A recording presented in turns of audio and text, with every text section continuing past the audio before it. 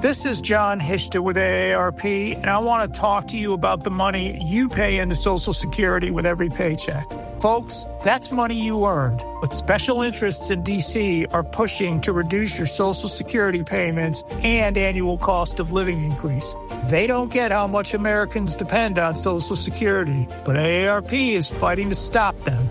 Go to aarp.org/weearnedit to join our fight. Paid for by AARP.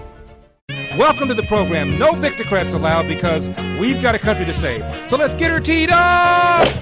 You want to play rock? Say hello to my little friend! What the hell's going on out here? Ooh, that's a bingo. You can't succeed without teeth. 888-971-SAGE. 888-971-7243. I am Larry Elder. We are Salem News Channel. 2 more U.S. soldiers have been killed and 1 missing following military strikes against Iran, bringing the total service personnel killed to 17. The Los Angeles Times says Trump may be, quote, stumbling into a forever war, end of quote. Prime Minister Bibi Netanyahu is scheduled to speak at the United Nations in September in New York, and New York Mayor Zoran Mamdani has reiterated his promise to arrest him as a war criminal indicted by the International Criminal Court that we don't recognize. Democrats are increasingly the party of socialism, abolish ICE, Israel's committing genocide, Israel's an apartheid state, pack the Supreme Court, and attack the rich for allegedly not paying their fair share in taxes.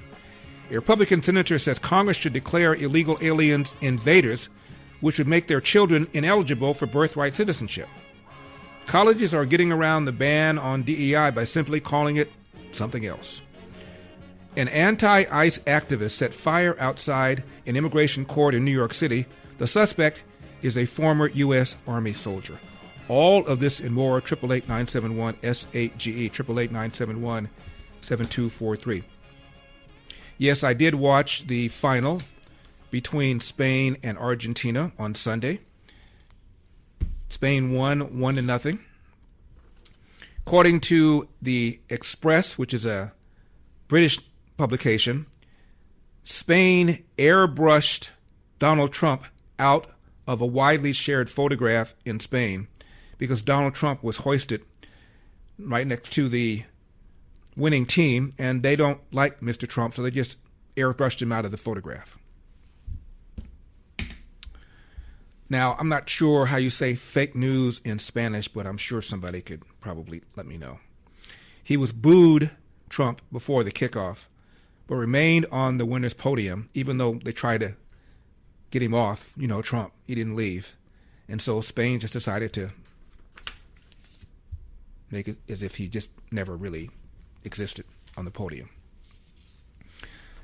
Now let me start with the war in Iran. As you know, I read the LA Times, so you don't have to. And this morning, this was the front page. Trump may be stumbling into a forever war. They put the word forever war in quotes because Trump, during the campaign, both 1.0 and 2.0, talked about his opposition to forever wars. Let's go over some of the article, and then I want to comment. Quote, President Trump long railed against forever wars. He now appears to be stumbling into a forever war of his own. From the first days of the U.S.-Israeli campaign against Iran, Trump and his officials insisted their adventure abroad would be the exception, that the conflict would end in a matter of weeks. Now, 4.5 months later, after a tortuous start-stop vacillation between truce and war, the U.S. is pressing on with a fight that has no end in sight, or even a clear definition of what an acceptable end would be. Moving around, talks about the recent casualties. 17 U.S. members have been killed, service members, more than 430 wounded since the war began, according to the Pentagon. Despite that military pleasure, the article continues, and Trump's insistence that members of Iran's leadership want to make a deal. The New York Times says he said that an accord was on hand no less than 46 times since the start of the war. Tehran has refused to surrender its nuclear and missile arsenals and continues to support its regional militia allies. And it talks about the new pressure point, Strait of Hormuz, that Iran is blockading, according to the LA Times. Total number of troops in the area, 50,000, along with 20 naval warships and hundreds of warplanes. Then they quote a Middle East expert and lecturer on international law at a university in Switzerland. This professor says, quote, "From Trump's perspective, the easiest way to demonstrate resolve and power is just by bombing Iran and seeing what that brings about. In reality, it doesn't change the situation because the Iranians won't budge. And if you confuse tactical and strategic success, then you're not going to get anywhere in any kind of war." End of quote. They also quote a professor at Johns Hopkins University, the School of Advanced International Studies. Quote, "Iran gets a vote here. Trump thought wars in the Middle East would be like Venezuela, a big in and out without a prolonged war. And that reality is that it's backfired," said this professor. Close quote. And the article goes on to talk about the long line of presidents that have thought wars wouldn't last very long, whether Vietnam, Afghanistan, Iraq. And then they talk about Iran in the event that Trump committed ground troops. The country is 636,000 square miles, more than double the size of Afghanistan, 4 times the size of Iraq, 5 times the size of Vietnam. Quote, "All nations where the U.S. struggled to prevail against adversaries not as well equipped and arguably less ideologically motivated than its adversaries in Iran." Close quote. Then it starts talking about how MAGA acolytes are beginning to defect from the president. Quote, "Including flagship conservative figures such as Tucker Carlson, Megyn Kelly, and Alex Jones." Let me pause here. Are Tucker Carlson, Megyn Kelly, and Alex Jones flagship conservative figures?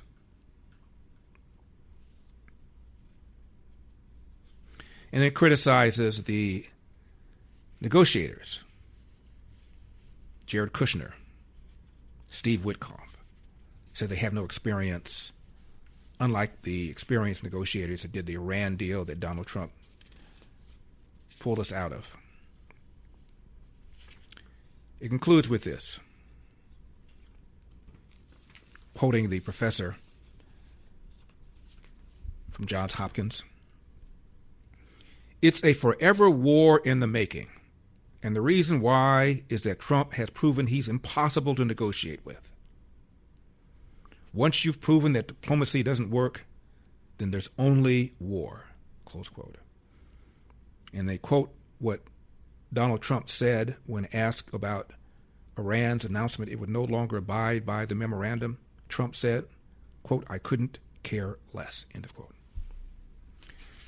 Now, I just read you certain excerpts from this very long piece, which is the headline indicates, as far as the LA Times author is concerned, and I don't know who this is, Nabith, N-A-B like boy, I-H, Bulos, B-U-L-O-S is the writer. I read the article 3 times. I noticed something missing. What do you think it might be? If you're thinking the article never even raised the possibility that Iran was close to getting a nuclear weapon, go to the head of the class. Doesn't even mention Iran's proximity to getting a nuclear weapon, let alone that President Trump has severely set back that possibility, as was stated by the NATO Secretary General Mark Rutte. How do you talk about something like this without talking about why he's there, why he did this? That previous presidents also said Iran acquiring a nuclear weapon is a non-starter, and this one did something about it. Whether you agree with the war or not, how do you write an article accusing Donald Trump of engaging in a forever war without acknowledging why he got into the war in the first place, without considering the possibility that maybe, just maybe, the world is a safer place, as Mark Rutter said? How do you do that? And you wonder why the war is unpopular. Ask people who oppose the war how close Iran was to getting a nuke. They probably haven't even thought about it. You don't think it's relevant? And if Iran is intractable as you say it is, unwilling to budge as you say it is, doesn't that raise a possibility in your mind about what kind of world we would have if these people had a nuclear weapon?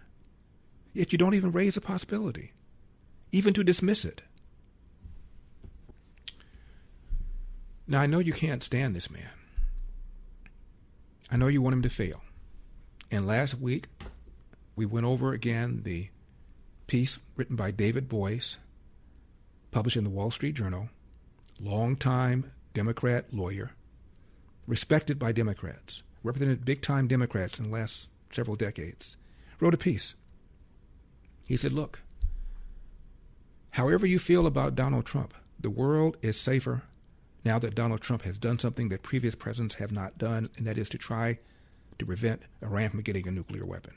And even if you hate Donald Trump's guts, he said, and I'm paraphrasing, we ought to support the mission and hope that it concludes successfully. How do you write a piece and not even mention this? 888-971-SAGE, 888-971-7243. I am Larry Elder. Do not leave town. Parents, the biggest question in education today is how artificial intelligence is shaping the way your student learns. Artificial intelligence is changing education faster than most schools are willing to admit, and many families are rightly concerned. At Patrick Henry College, the goal isn't to outsource thinking to machines. It's to train students to think for themselves. PHC emphasizes a Christian liberal arts education that develops reasoning, writing, speaking, and discernment skills no algorithm can replace. Students learn to engage technology wisely, understanding its capabilities, but also its danger and limitations, rather than becoming dependent on it. In a world increasingly shaped by AI, Patrick Henry College prepares students to lead with wisdom, conviction, and moral clarity. If you want a college that prepares your child to lead in an AI-driven world without losing his or her faith and values, I encourage you to learn more about Patrick Henry College. Visit phc.edu/elder. That's phc.edu/elder. 888-971-SAGE, 888-971-7243, Larry Elder, Salem News Channel. Now, as we start this brand new week, I want to thank everybody who's helped families in Venezuela receive emergency relief through my partnership with Food for the Poor. Your generosity has made a real difference. Now, starting today, brand new banner at the top of LarryElder.com, because I'm asking you to think about another challenge that doesn't get nearly as much attention: hunger. Not hunger as a talking point, not hunger as a stat, but hunger as a daily reality for parents trying to feed their children. In 17 nations, Food for the Poor serves all across Latin America and the Caribbean. Families are struggling every single day to put food on the table. The same generosity you showed to families in Venezuela can help provide meals, hope, and encouragement to families facing hunger right now. This is your chance to literally change the life of a hungry child. $40 feeds a child for a full year. $80 gives the same blessing to 2 children. Just go to LarryElder.com, click on the banner at the very top, or you can text to give. Elder to 51555. We will send you a link. That's Elder to 51555. Or you can phone. Special toll-free number, 855-918-4673. That's 855-918-4673. Remember, your gift in any amount is urgently needed. I received several letters asking me what's the smallest amount I could give. There is no amount that's too small. Your gift in any amount. Again, click on the Give Food banner at the very top of LarryElder.com, Give Food banner, or text Elder to 51555. That's Elder to 51555. Or you can phone 855-918-4673, 855-918-4673. Now, for an entirely different perspective about the war in Iran and what President Trump's objectives are, Fox's military expert is General Jack Keane, number 60. For more, let's bring in Fox News senior strategic analyst, General Jack Keane. General, thank you so much for being with us on the Sunday briefing. I want to get your assessment of what we just saw play out this weekend and whether you expect significant escalation from the U.S. in response. Yes, certainly. Well, certainly our heart goes out to the families and loved ones of our soldiers, the fallen and just taken place, and their names are added to a very long, tragic list of literally thousands of Americans have died under the hands of this regime since they took power some 47 years ago. And this is the first president in all of that time who's ever taken consequential action to stop this barbaric behavior they've imposed on the region and the world writ large. So where are we here? I think what we have seen in front of us, and the reason we went back to combat operation, is diplomacy failed quite miserably. The reality is, on April the 8th, we went to a ceasefire, Jackie, and we began a 3-month-plus negotiations to achieve some kind of an agreement here that made some sense to the United States. Negotiators promised, we're reasonable, we want to coexist with you, we have to work with these hardliners, you got to help us work with the hardliners. This is the same pattern line, so our audience understands, that other presidents have had to deal with. The negotiators and diplomats always appear reasonable. They always want to coexist with us, and they're always working against the hardliners. That has been the pattern for decades. There's nothing new about that, although some of our negotiators, being new to this, think it's new. It is not new. It is their pattern. And I don't think there's ever going to be a deal here that would be acceptable to President Trump, and he's obviously not going to take a bad deal at all. The negotiators, Iran promised the negotiators X, Y, and Z, and they broke those promises. Then their president, on June the 17th, signed the very deal that President Trump did, and 3 days later, they violated that deal over the Straits of Hormuz. Why? The Straits of Hormuz, in Iran's terms now, is their number one strategic asset. It exceeded their expectation that the success they had, because not only did it affect behavior in the region, it affected the economy worldwide. They believe it gives them huge leverage. They no longer have a nuclear enterprise that's buried under a mountain of rubble, most of it, to use as leverage. And so this is something they do not want to give up with, and that is why they broke the deal. And because they were not going to put up with the fact that the straits were going to be open and they would not have any leverage going forward. That is where we are. We're back in combat operations. We're attempting to clear, secure, and open the straits. We're reducing their capability to influence that, and also reducing the capability to retaliate against our bases in the region and the Gulf nations. Okay. I have some concerns about this going forward, to be frank. I don't share the view that this strengthens the resolve of the Gulf states. I think we have seen twice since we went to a ceasefire, once when we were trying to operate prior to that Project Freedom and put that in place. It was the Gulf states, led by Saudi Arabia, that told us not to do it, to stop it, and they took our air base away from us and our airspace. And what did we do? We stopped it. It's an open secret. A few weeks ago, President Trump was getting ready to go back to major combat operations, and the Gulf states called again and told them not to do it. Let's work some kind of a deal. The Pakistanis and the Qataris are hopeful this is going to happen. And by the way, the Pakistanis and the Qataris, believe me, are compromised in their favoring Iran and dealing with us. They have both worked both sides of this, and at times detrimental to the United States.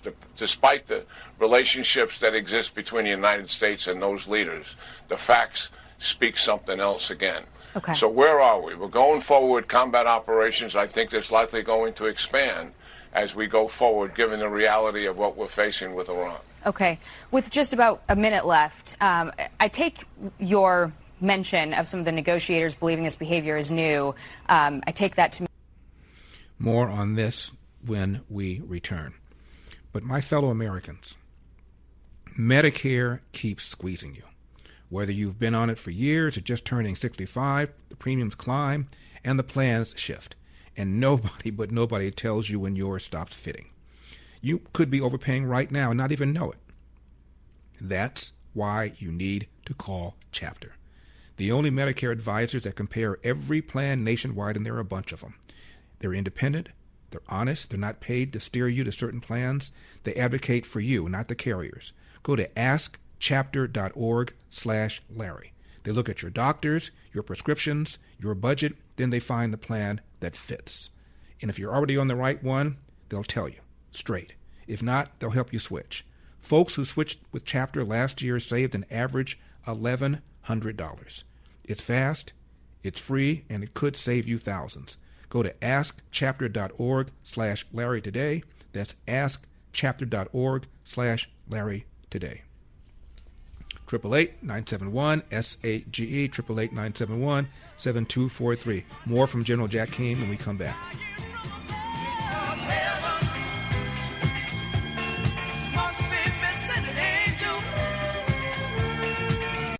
Every generation must decide whether it will recognize deceit before it becomes normal. This weekend, Salem News Channel's America 250 film series presents The Fall of Deceit, a sobering documentary on government overreach, faith under pressure, and the cost of abandoning truth. Watch Saturday and Sunday at 7 p.m. Eastern on Salem News Channel.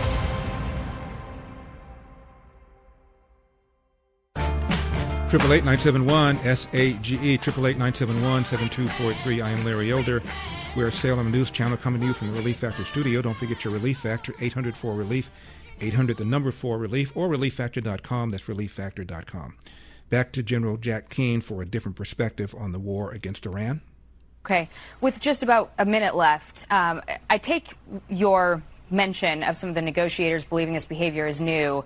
I take that to mean Vice President Vance, potentially Steve Witkoff, Jared Kushner, and also your mention that the president wouldn't take a bad deal and that the Iranians aren't going to come up with a good one, to mean that it's not going to end without regime change.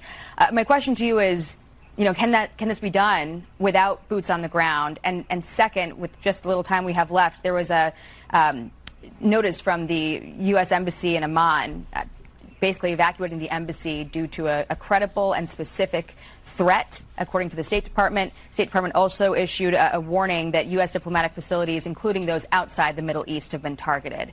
So what is the risk to Americans at home and around the world?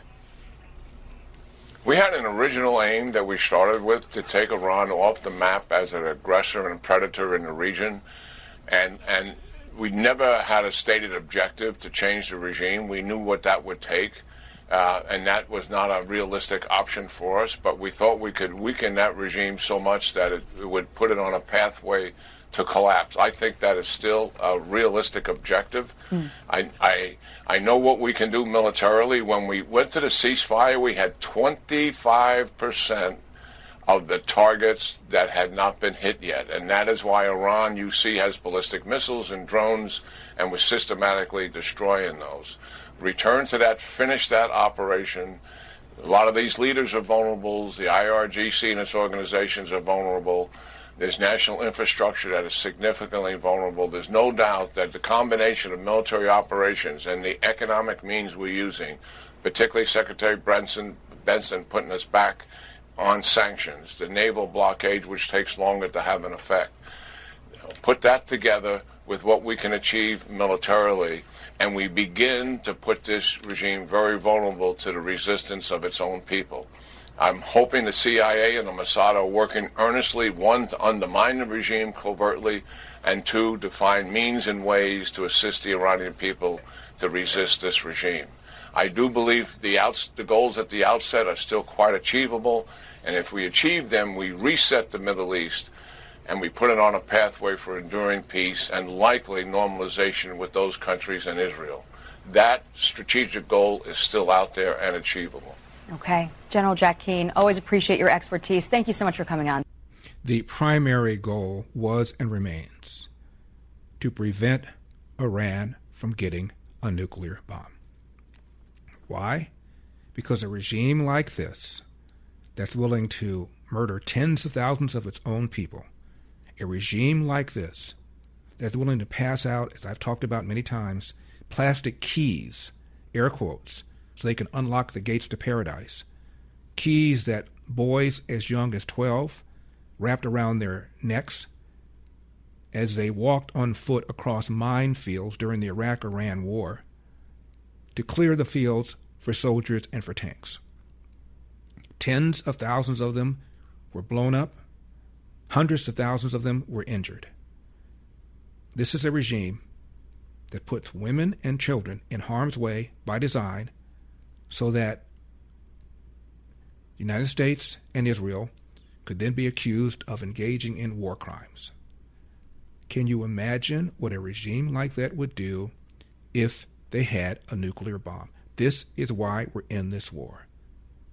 And that possibility that Iran, as I said before, is getting close to getting a nuclear weapon, something President Trump said, and something that was echoed by the NATO General Secretary Mark Rutte, that possibility wasn't even mentioned in this long article accusing Donald Trump of violating a campaign promise by getting us into a forever war, something that he campaigned against doing.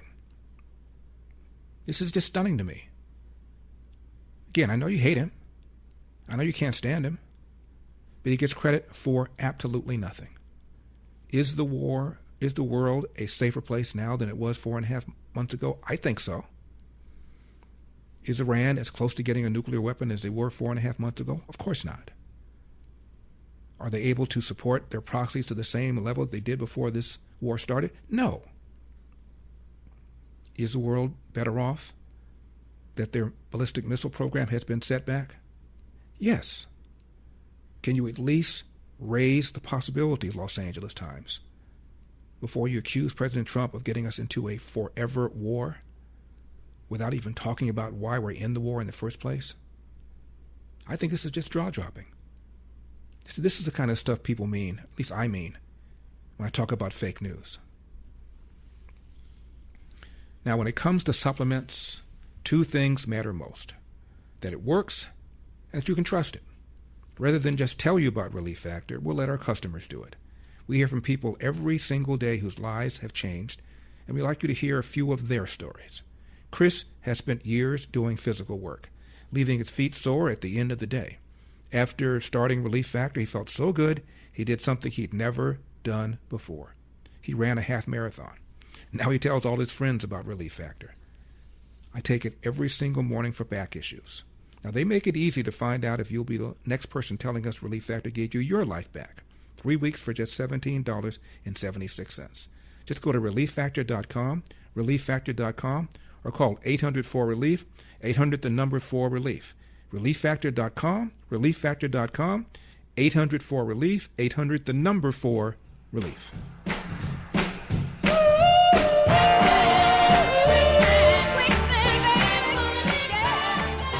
Talk is easy. Action changes lives. Larry Elder here. Recently, many of you took action and helped families in Venezuela through Food for the Poor. Thank you.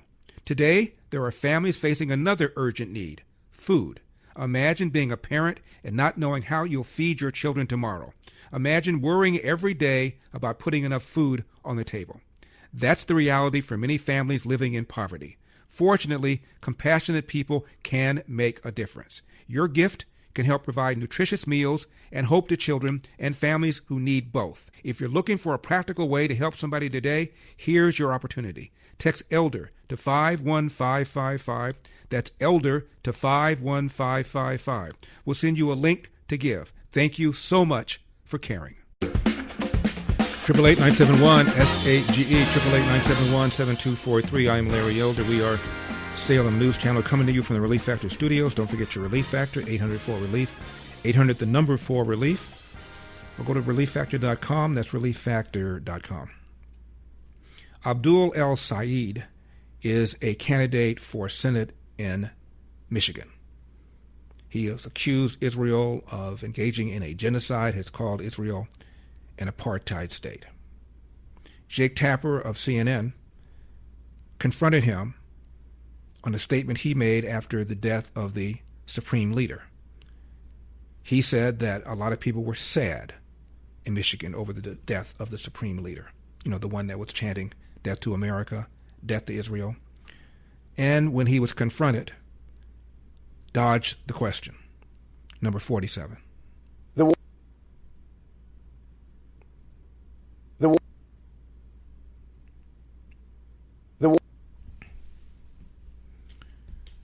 Okay, having some difficulty with that clip. John Fetterman, however, have responded to Mr. El-Sayed. Number 53. Iran. Okay. Let's talk about the split in the Democratic Party, because Michigan candidate Dr. El-Sayed has been very critical of AIPAC, but when asked if there's room in the party for Israel supporters, he said, quote, "There's always room in the tent, the Democratic Party tent, for folks." He obviously holds a very different view on Israel than you do. Can the Democratic Party, can the big tent be home to both someone like Dr. El-Sayed and someone like you? I think it's entirely appropriate to be pro-Palestinian. And of course, I'm deeply sympathetic to many of innocent Palestinians as well over. But where we have become parts in our party now, describing Israel is genocidal state or apartheid state, and now we're not going to vote for any kind of aid. And now even people like the J Street organization are going to vote against basic things like the Iron Dome. And it's getting more and more incredibly hostile towards Israel. Israel is our important key ally. When candidates like you've had Doctor on just before me won't criticize Iran.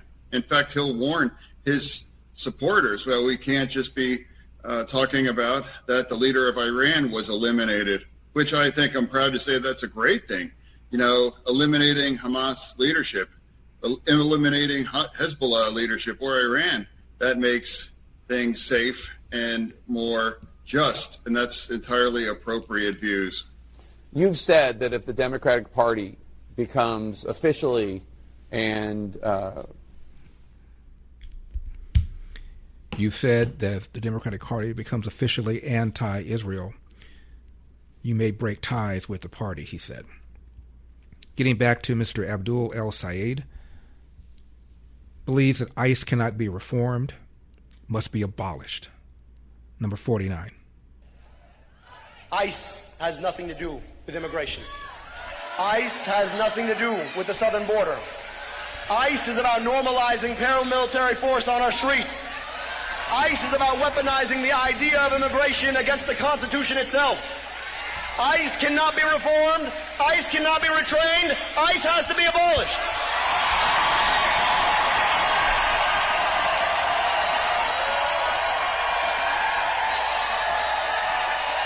You're not getting another dime of our money. Not one more dime. Not too surprisingly, border czar Tom Homan has somewhat of a different view. We'll talk about that later on. Hasan Piker, another one of these guys who refers to Israel as a genocidal state, calls it apartheid, gave a speech at a convention of the Socialist Democrats of America. Here's part of it, number 34. No more to Trumpism, but no more to the Democrats who compromise, who conciliate, and who betray us.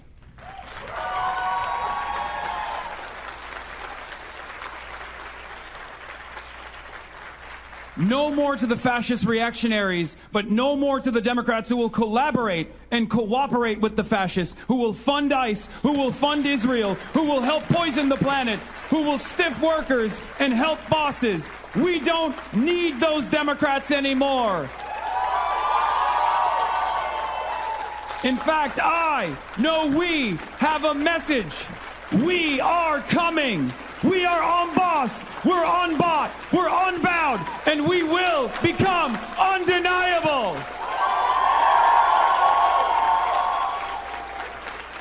Thank you.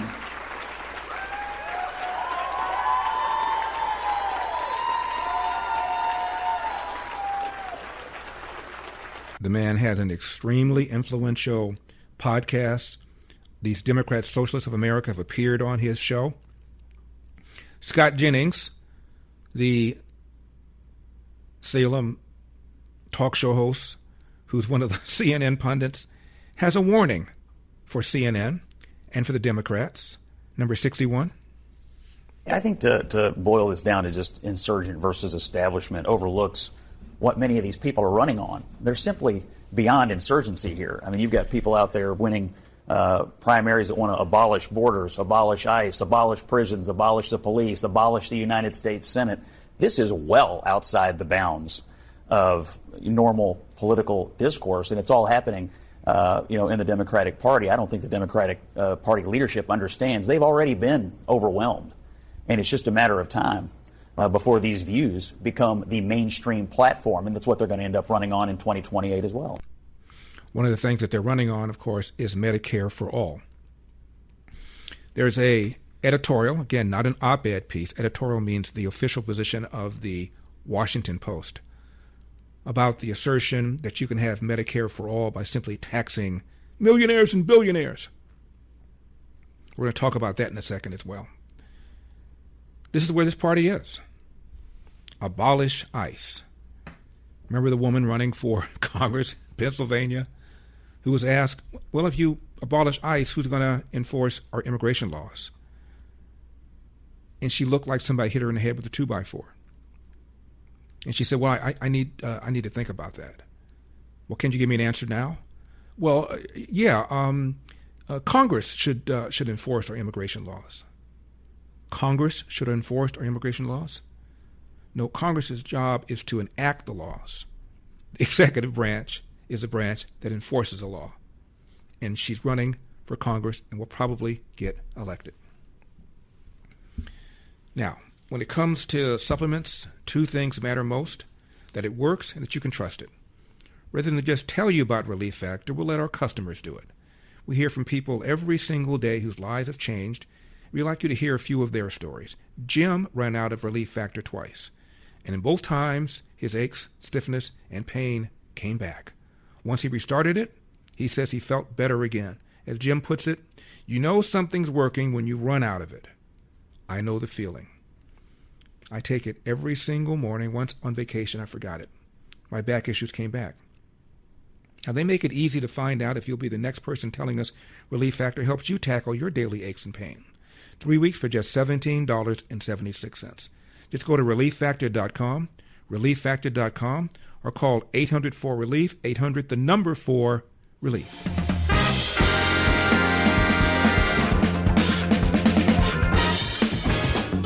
Triple 8-971 SAGE, 888-971-7243. An anti-ICE activist set fire outside an immigration court in New York City. The suspect is a former U.S. Army soldier. Washington Post says there aren't enough rich people to pay for Medicare for all. Sunny Hostin, the co-host of The View, whipped out the privilege card when her son was stopped for criminal trespassing. A Republican senator says Congress should declare illegal aliens invaders, which would then make their children ineligible for citizenship birthright. All of this and more, 888-971-SAG. Here is the clip where the candidate for Senate in Michigan, Abdul El-Sayed, dodged when Jake Tapper confronted him about saying that people were sad over the death of the Ayatollah. Number 47. The war with Iran is clearly heating up. 3 U.S. service members, 2 were killed and 1 is missing overnight. They were stationed in Jordan. 20 weeks ago, when Iran's supreme leader was killed, you told your staff, according to audio obtained by the Washington Free Beacon, quote, there are a lot of people in Dearborn who are sad today, so I just don't want to comment on Khamenei at all, unquote. I thought that quote was interesting because the Ayatollah has killed tens of thousands of innocent Iranians, not to mention the proxies that Iran has funded that have killed innocent civilians all over the Middle East. Why were you worried about offending people who support the Ayatollah? Jake, on a day where we're mourning the loss of 2 more service members in a war we never should have fought, I think all of us ought to step back and ask whether or not everybody in Michigan, frankly, everybody in America, shouldn't be sad about the fact that this president, backed by the Prime Minister of a foreign government... He's going to reiterate the same point. A war we should never have fought. And Tapper doesn't say anything at all about, well, isn't it true that Iran was close to getting a nuclear weapon? Isn't that why we went to war? It's not even raised. Continue. That this president, backed by the Prime Minister of a foreign government, took us to a war we had no business fighting in. So, yeah, I didn't want to comment on it then because it's a ridiculous pretext. And now you're asking me about the Ayatollah, who's dead, by the way, and you're not asking me about the service members who've died. You're not asking me about whether or not this war should have ever been fought. You're not asking me about whether or not the costs that are being borne by Michiganders in the tax dollars we pay or the gas prices that are insane right now are worth it. And so, look, let's have a conversation based in Michigan. I'm running for Senate in Michigan. And I think here in Michigan, all of us are probably sad about the fact that we went to war that we never should have fought. I'd rather our money be spent here.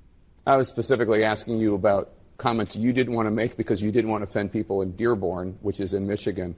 Let's turn to immigration policy. And then he just dropped it. Let's turn to immigration policy. Is it or is it not true, Mr. El-Sayed, that Iran was close to getting a nuclear weapon? Is it relevant? And notice he mentioned gas prices, which now hit $4 nationwide, are, quote, insane, close quote. Still cheaper than under Biden, still cheaper adjusted for inflation, than the highest point under Barack Obama. Just a thought. 888-971-SAGE. Do not leave town.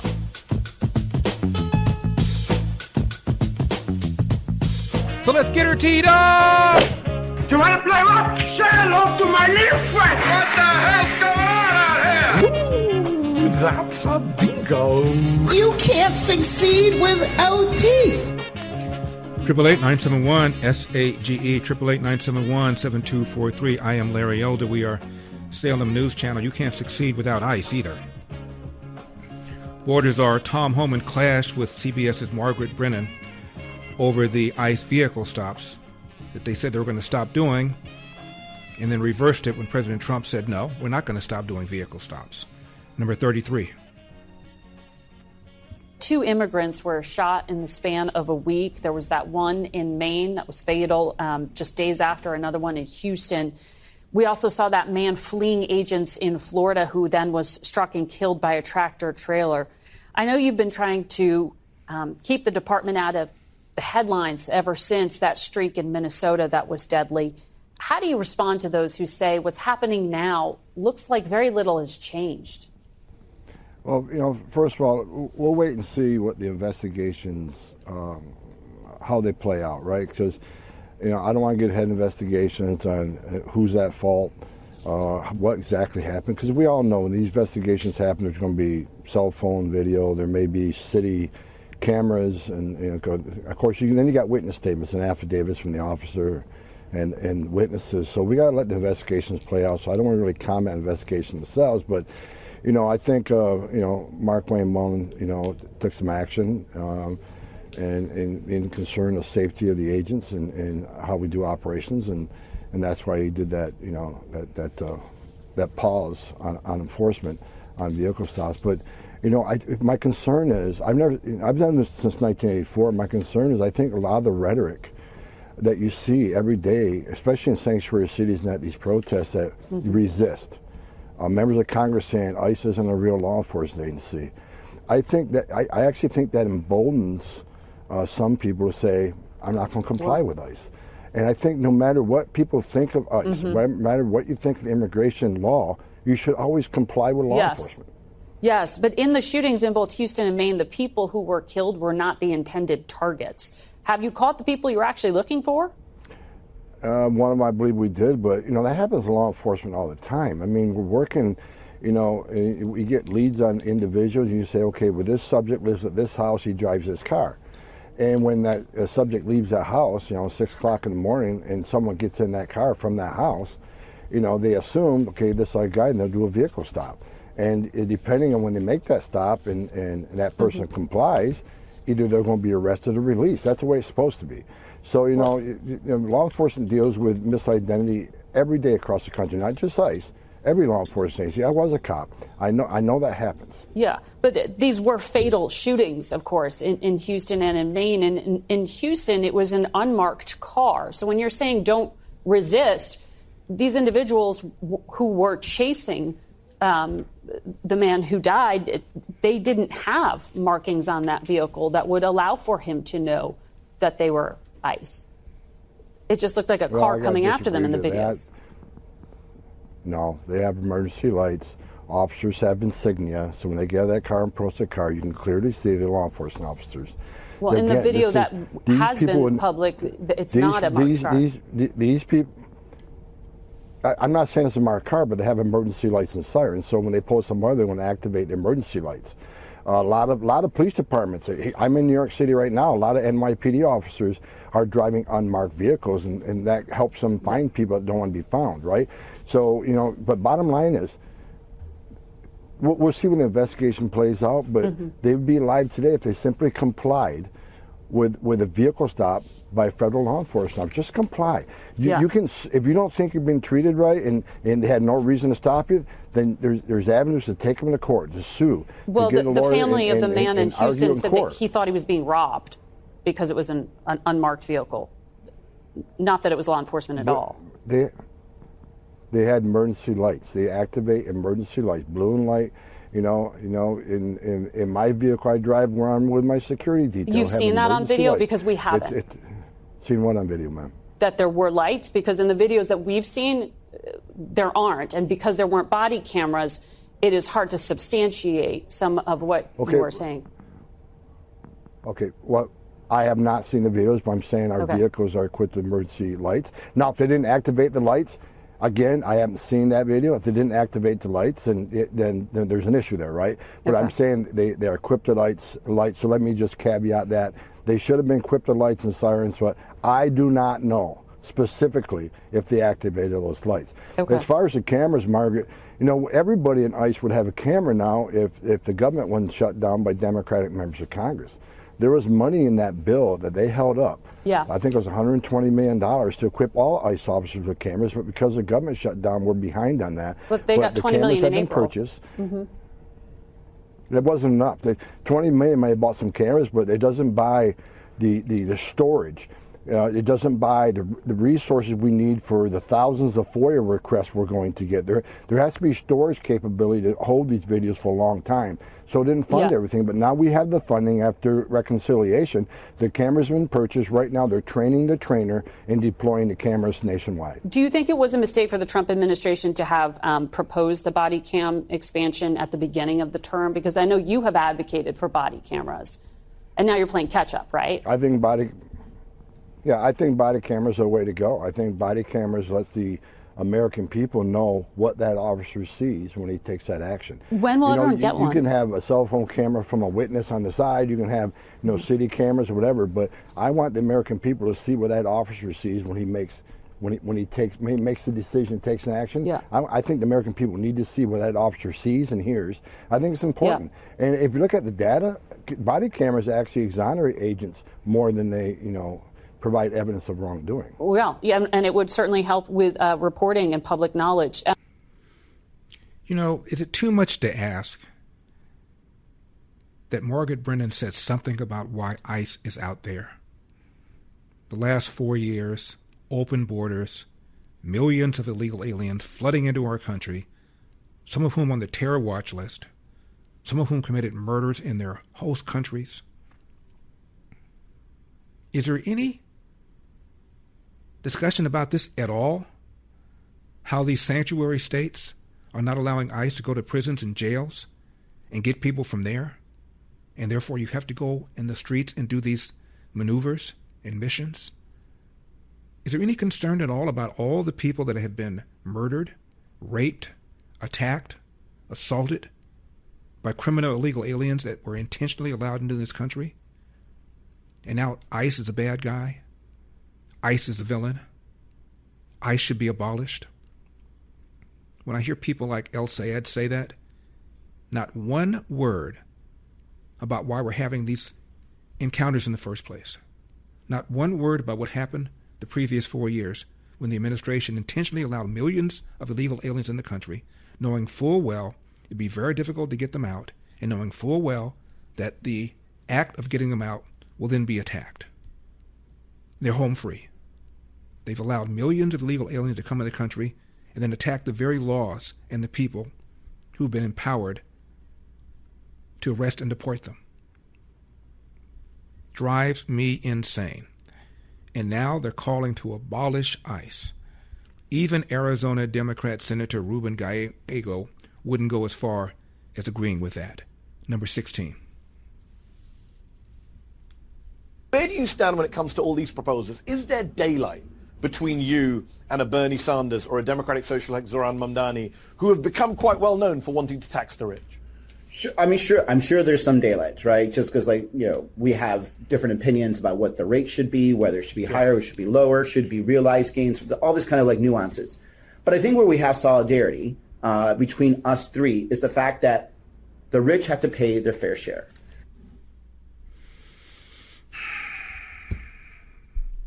But he said, I wouldn't go so far as to publicly abolish ICE because we want to win elections, he said. The rich need to pay their fair share. And Tom Homan has made the point. Democrats delayed the distribution and the acquisition of body cams with their shutdown. Number 15. Why were the ICE agents not wearing body cameras in Houston or in Maine during these two incidents? When the Democrats shut down the Department of Homeland Security, I was up on the Hill as part of the negotiating team to reopen the government, and they wanted body cameras.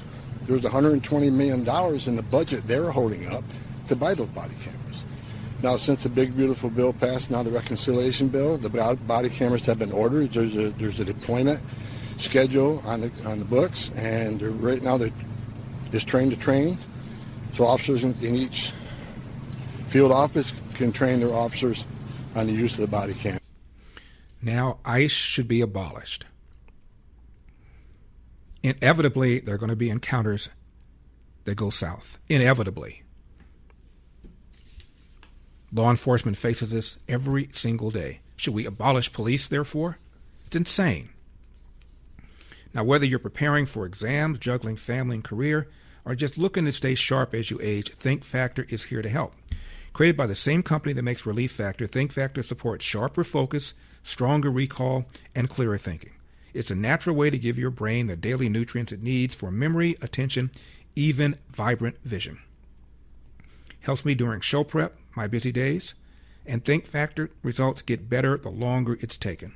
If you want to stay focused during demanding tasks, keep your memory strong, and maintain mental energy for whatever is ahead, Think Factor is for you. First bottle, $19.95.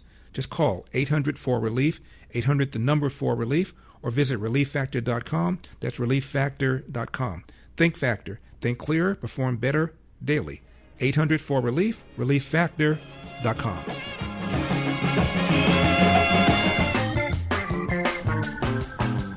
Triple 8-971 SAGE, 888-971-7243. I am Larry Elder. We are Salem News Channel. Now we're starting a brand new week. I want to thank everybody who's helped families in Venezuela receive emergency relief through my partnership with Food for the Poor. 5,000 people dead so far. And again, when you consider the size of Venezuela and multiply it times 10 to get an idea of the kind of impact it would have here in America if there were two powerful earthquakes back to back, as was the case in Venezuela, you're talking about 50,000 Americans dead. Your generosity has made a real difference. Starting today, there's a brand new banner up at LarryElder.com. It says Give Food. I'm asking you to think about another challenge that doesn't get nearly enough attention. Hunger. Not hunger as a talking point, not hunger as a statistic, but hunger as a daily reality for parents trying to feed their children. In 17 nations, Food for the Poor serves all across Latin America and the Caribbean. Families are struggling every day just to put food on the table. The same generosity you showed to families in Venezuela can help provide meals, hope, and encouragement to families facing hunger right now. This is your chance to literally change the life of a hungry child. $40 feeds a child for a full year. $80 gives the same blessing to 2 children. You can text to give. Just text ELDER to 51555. That's ELDER to 51555. We'll send you a link. Or again, go to my website, larryelder.com. Click on the Give Food banner at the very top. Or you can use our special toll-free number, 855-918-4673. That's 855-918-4673. Tom Homan has made the same argument, been making for years. By maligning the law enforcement, you're making it far more likely that people are going to resist when they're pulled over. You tell a young black kid that the police are systemically racist, and it's logical for him not to comply when pulled over, because after all, the cop is going to harass you, if not shoot you, for no reason whatsoever. So this lie that the police are using deadly force against blacks just because they're black will make a young black man much more likely to resist lawful orders, making it far more likely the encounter could result in something that nobody wants. This is the damage being done by pushing this lie. Number 20. I'm scared to death because assault vehicles are sky high. There's been a lot of shootings. I'm scared to death that one of these days, our IRS officers aren't going to be quick enough. The bad guys are going to be quicker. And I'm going to hand another folded flag to a spouse or a child. So, President Trump's clear this policy is not going away. But it all goes back to the Dems, who want to continually attack ICE and tell people to evade them, tell people don't comply, tell people to resist, and tell people ICE isn't a real law enforcement agency. You and I talked about this 1.5 years ago, Laura. I said if the hateful rhetoric didn't stop, there will be bloodshed. And I'm saying it right now. There's still going to be more bloodshed unless they shut their mouth. Abdul El-Sayed, the Michigan Democrat candidate for Senate, refers to ICE as not a law enforcement agency, not a real law enforcement agency. Number 21. You've been asked multiple times about defunding the police, but of course, as a senator, you would have nothing to do with local police, but you would be dealing with federal police. So would you vote to fund ICE any further, or do you think they should be defunded? ICE needs to be abolished. ICE is not about law enforcement. ICE is about normalizing paramilitary force on our streets. And the faster we understand that ICE sits in contraposition to the Constitution itself, the faster we actually get about to being smart about the way that we do immigration. ICE is not that. ICE needs to be abolished. ICE is a paramilitary force. Even Bill Maher is looking at his fellow Democrats and saying, include me out. Number 50. I mean, you get some Democrats. Democrats are cowardly. Yeah. They're cowardly. Their party is being taken over now by, every day I hear about a new, very radical. I feel very good about, like 10 whenever years ago, like I did lose fans because, I wasn't going to go along with some of this crazy stuff on the left, too. I didn't change really on what I thought about the right, but just I can't sit and just not notice stuff, which people seem to want to do because it's all about my team or your team. But, yeah, there's some crazy stuff. When we're cheering for the Intifada, I got to cut, I'm out. Well, I don't know if you saw Jay Clayton. And Bill Maher says that the only ones who will come on his show are conservatives. He apparently is not able to get some of these Democrat Socialists of America on his show. Number 8. Oh, the woke hate me.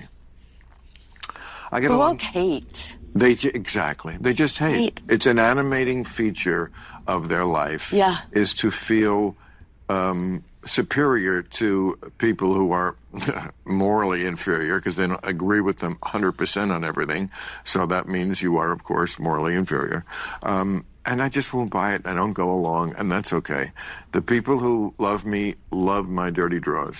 They really do. They do anything for me. They literally say to me, thank you for your service all the time when I'm out. So the people who hate me, it's just like it just balances out. Yeah. And if I thought that the people who hate me ever made an honest argument, they're the people who won't talk to me. The conservatives who I don't vote with or agree on many things, they're always happy to talk. It's the woke people who are like, because they're not really that bright or learned about what the things they're arguing about, so they don't want to argue with me because they don't have. No.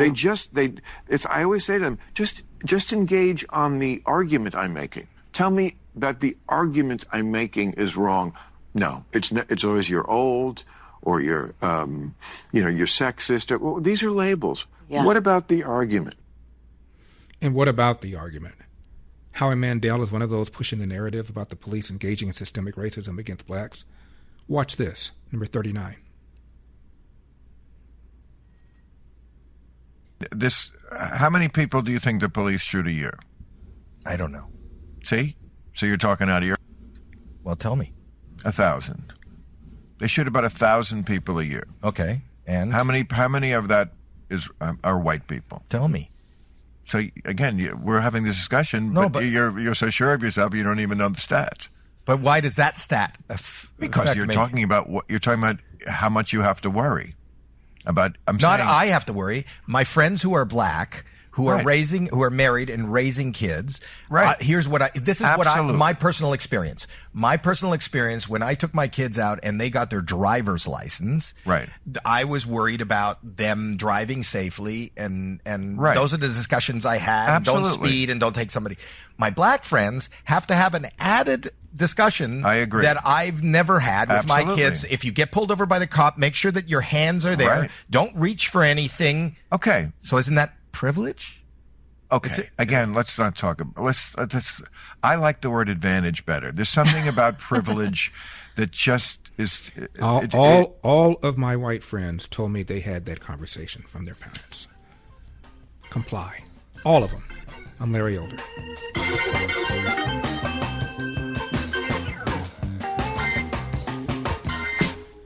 Triple 8-971 SAGE 888-971-7243. I am Larry Elder. Salem News Channel. So much to get to. Prime Minister Bibi Netanyahu is scheduled to appear at the United Nations in September, and the mayor of New York has reiterated his threat to have Bibi Netanyahu arrested as a war criminal. Republican senator says that Congress should declare illegal aliens invaders. That way their children would be ineligible for birthright citizenship. Colleges are getting around the ban on DEI by simply calling DEI something else. An anti-ICE activist set fire outside an immigration court in New York City. Suspect, a former U.S. Army soldier. Sunny Hostin whipped out the privilege card when her son was stopped for criminal trespassing. All of this and more, 888-971 SAGE 888-971-7243. Even James Carville says that CNN should have aired President Trump's speech about election integrity, number 35. Joining us now to discuss this and more, the veteran Democratic strategist James Carville. James, thanks so much for joining us.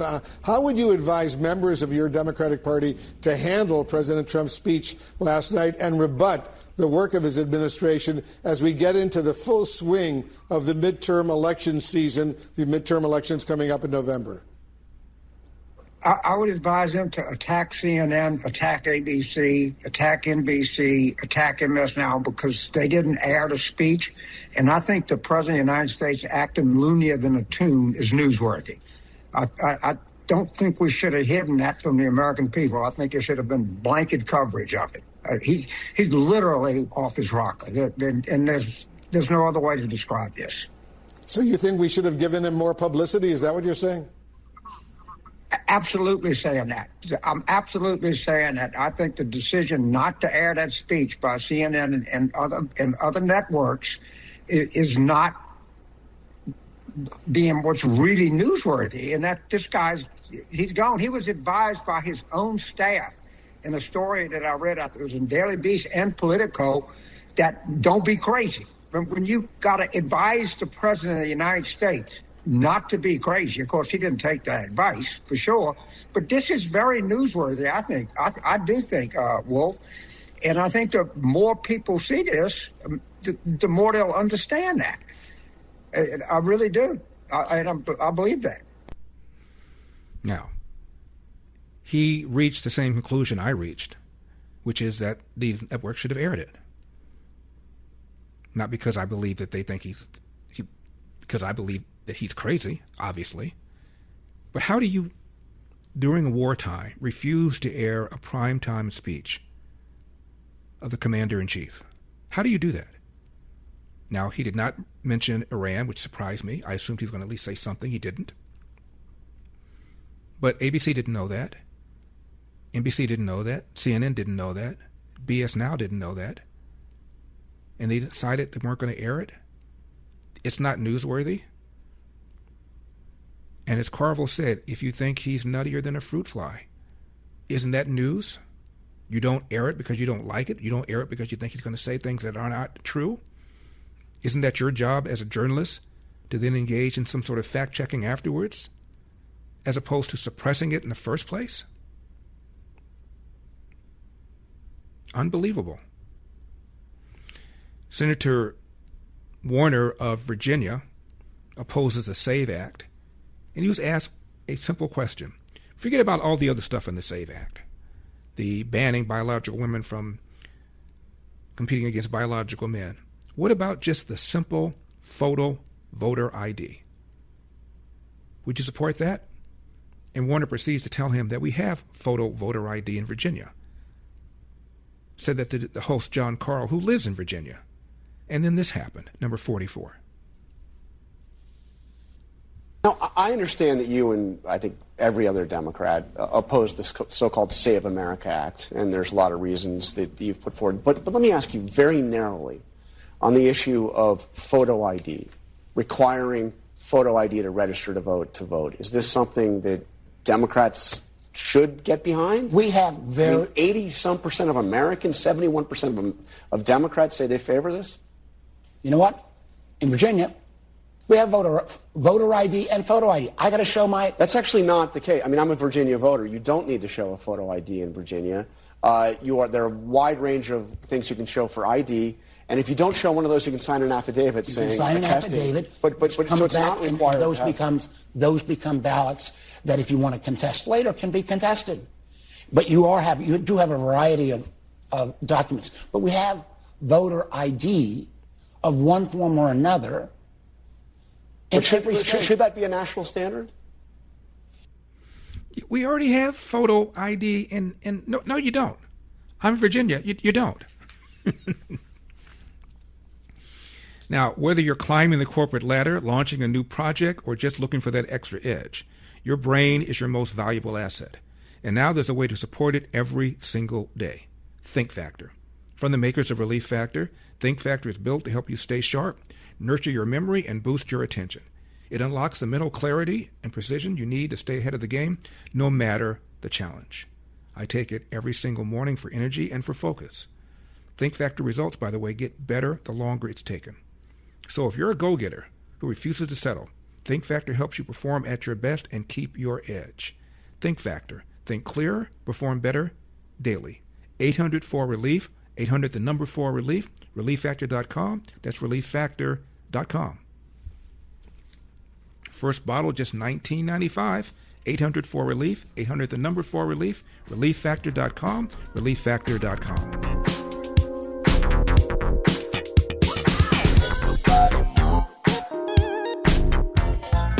888-971-SAGE, 888-971-7243. I am Larry Elder. We are Salem News Channel. You already know groceries aren't getting any cheaper, so let me help you save money somewhere else. Right now, when you switch to Sage Wireless by going to sagewireless.com, I pay your first month phone bill.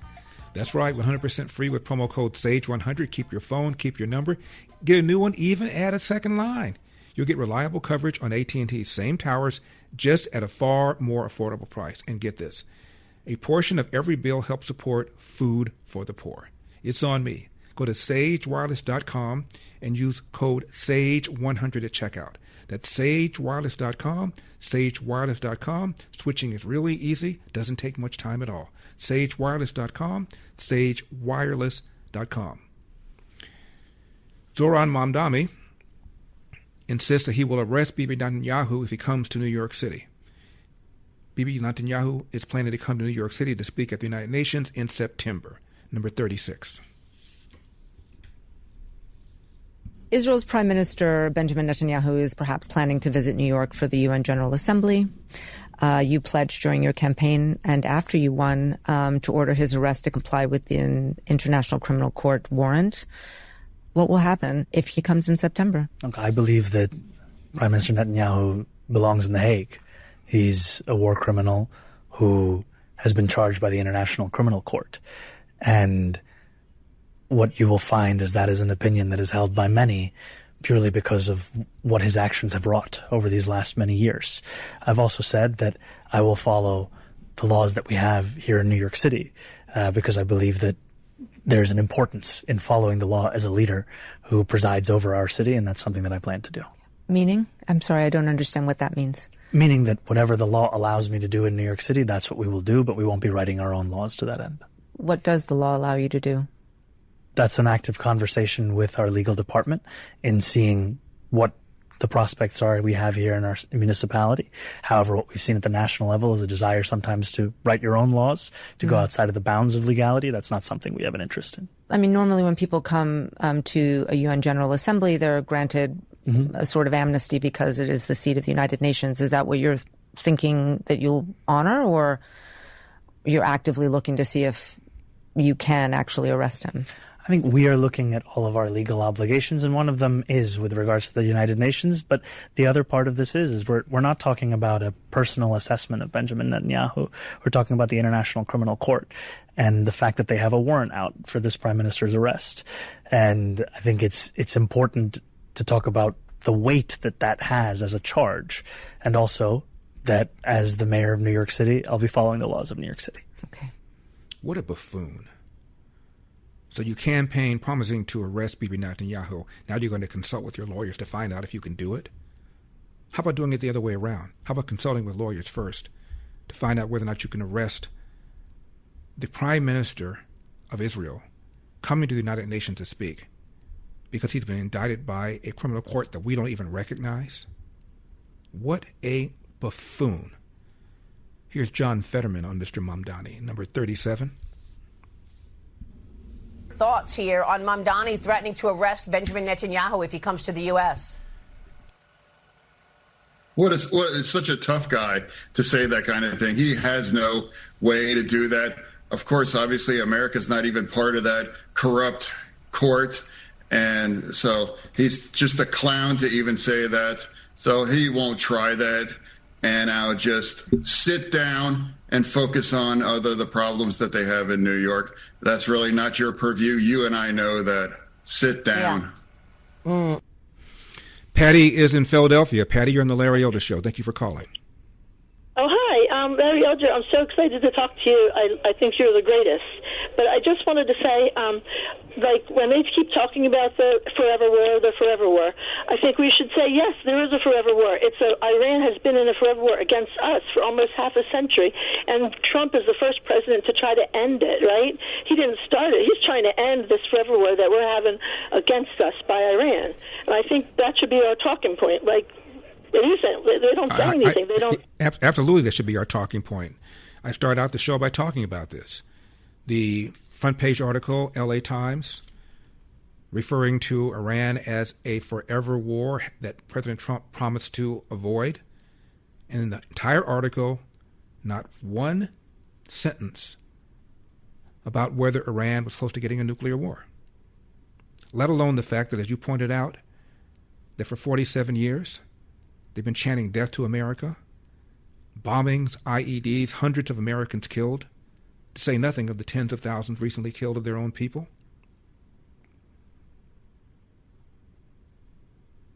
It's just amazing to me. Zohran Mamdani tells Jake Tapper it's a war we should have never started. Tapper doesn't say, well, excuse me, sir, do you think it's relevant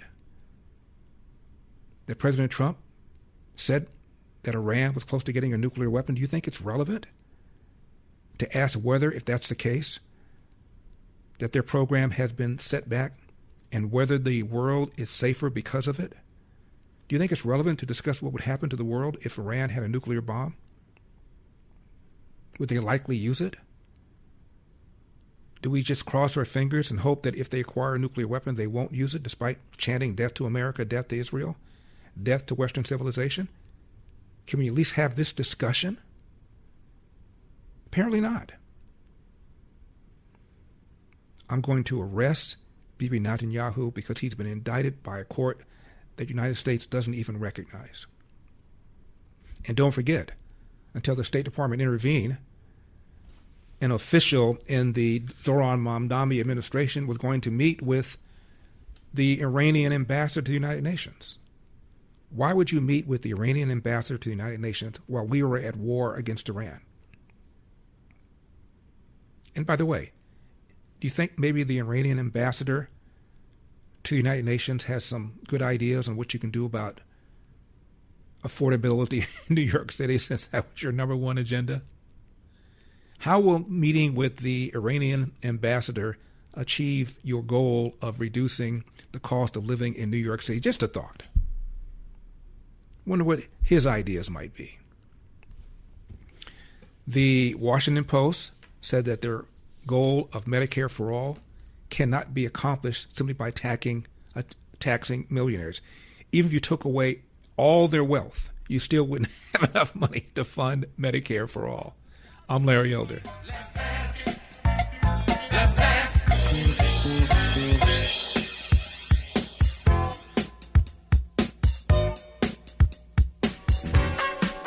888-971-SAGE, 888-971-7243. I am Larry Elder. We are Salem News Channel. A Republican senator says Congress should declare illegal aliens invaders that would make their children ineligible for birthright citizenship. Colleges are getting around the ban on DEI by simply calling DEI something other than DEI. Anti-ICE activists set fire outside an immigration court in New York City. Suspect is a former U.S. Army soldier. Washington Post says there aren't enough rich people to pay for Medicare for all. You can pay for it, but don't think you can get all the money, says the Washington Post, from the so-called rich.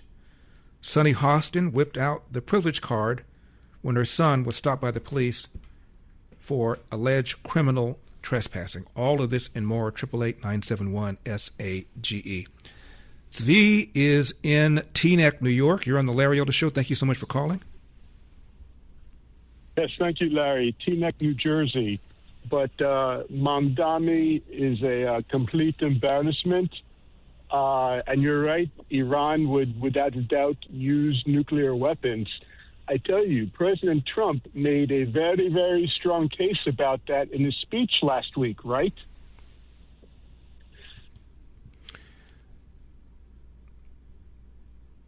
Dave is in Placerville, California. Dave, you're on the Larry Elder Show. Hello. Hello. Hi, Larry. I've got an idea for a bumper sticker, and it goes like this. You can't view it as news if it's already been used as propaganda. And, of course, view would be in parentheses. All right. I will take that under advisement. This is anti-ICE activists setting fire outside an immigration court in New York City, number 64.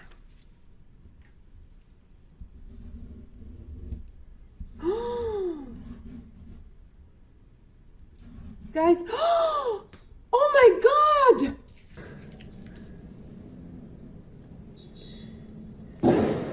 Get away! Oh my God!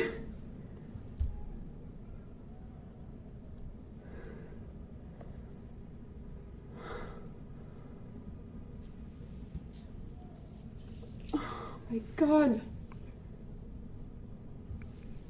And it turns out that the suspect, former member of the U.S. Army. Joe Rogan has some tough words for Gavin Newsom, who wants to be president, number 59. They don't have any faith in Gavin Newsom. Oh, yeah. Which is kind of funny because he wants to be president so bad. That's true what it looks but like. You can't ruin a city and then go on to ruin a state and say, guys, that was just practice. I know. Once I get it as a president, I'm going to fix it. Fix it all. I mean, it's so crazy, but he's such a great politician. I mean, no, he's not. so smooth. He's you not, don't think though. so? No, I think he's terrible. How's he remained in power for so long? Low competition.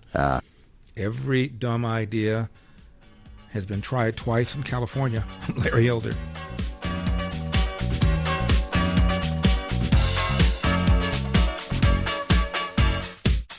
So let's get her teed up!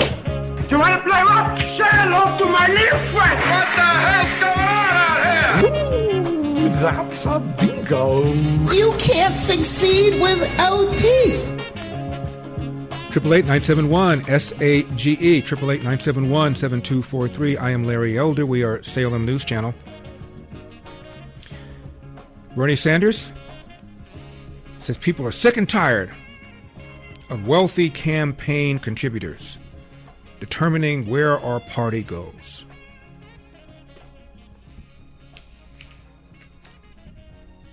What was it? 39 billionaires contributed to the campaign of James Tallarico, the Democrat Senate candidate in Texas, so far. We're not against millionaires and billionaires. We're just against millionaires and billionaires who don't donate to our party. Here is Mr. Sanders, number 48. And I'll tell you what else people are sick and tired of. They are sick and tired of wealthy campaign contributors determining who the candidates of the Democratic Party will be.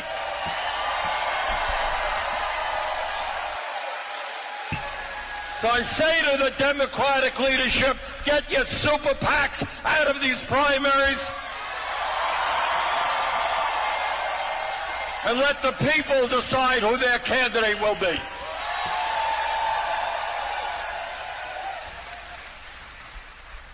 Brothers and sisters, let me tell you, change is coming. And that is why progressives have been defeating establishment candidates all across America.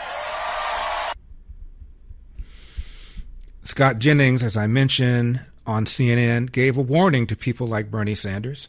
Number 61. I think to boil this down to just insurgent versus establishment overlooks what many of these people are running on. They're simply beyond insurgency here. I mean, you've got people out there winning primaries that want to abolish borders, abolish ICE, abolish prisons, abolish the police, abolish the United States Senate. This is well outside the bounds of normal political discourse, and it's all happening in the Democratic Party. I don't think the Democratic Party leadership understands. They've already been overwhelmed. And it's just a matter of time before these views become the mainstream platform, and that's what they're going to end up running on in 2028 as well. This is Washington Post, again, editorial, not an op-ed piece, which means an opinion piece. This is the official position of the newspaper. Headline, Medicare for all means taxes for all. Subheadline, billionaires don't have enough money to foot the bill.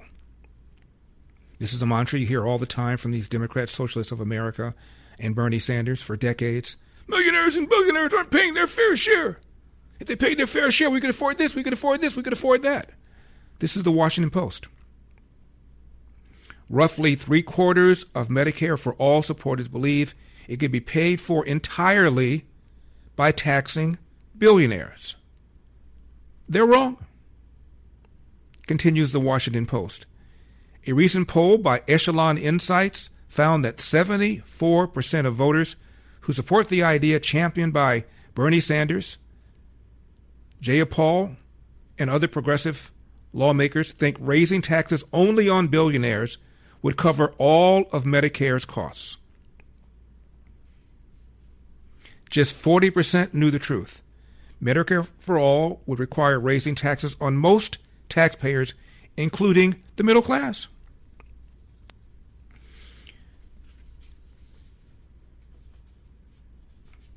Whatever the particulars, writes the Washington Post, no existing health care system anywhere in the world is funded by taxing the rich while everybody else pays nothing. Other countries' systems also don't offer unlimited care to everyone for free.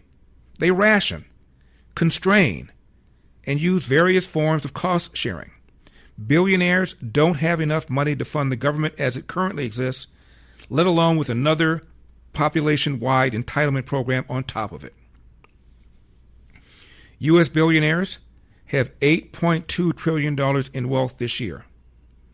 Even in assuming taxing all of it would be constitutional, which it isn't, and the government could liquidate it all without destroying the economy, which it can't, $8.2 trillion would cover a little over 13 months of federal spending at this year's levels.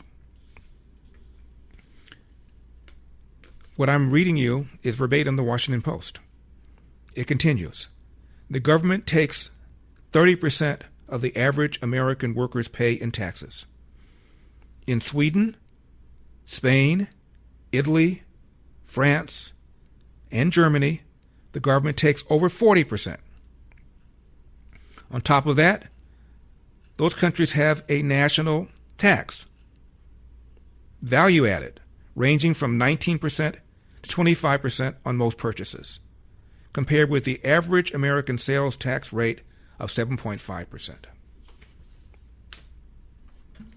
The top income rate in America kicks in at $640,600 this year. The top rate in the Netherlands, which is 12.5 percentage points higher than the United States, kicks in at roughly $90,000. The British start paying 40% when their incomes rise above $68,000. Belgians pay 40% beginning at only $19,000. Yes, $19,000. The Washington Post ends their editorial with this, and I'm quoting. It is understandable why politicians lie about being able to fund Medicare for all by just taxing the wealthy.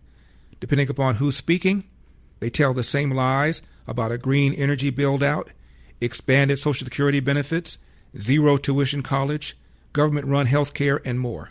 But voters deserve to know the truth. End of quote. What's happening over there at the Washington Post? Jeff Bezos, who is a Democrat, bought it and has made all sorts of editorial changes, apparently, including, once again, this editorial from the Washington Post, number 41.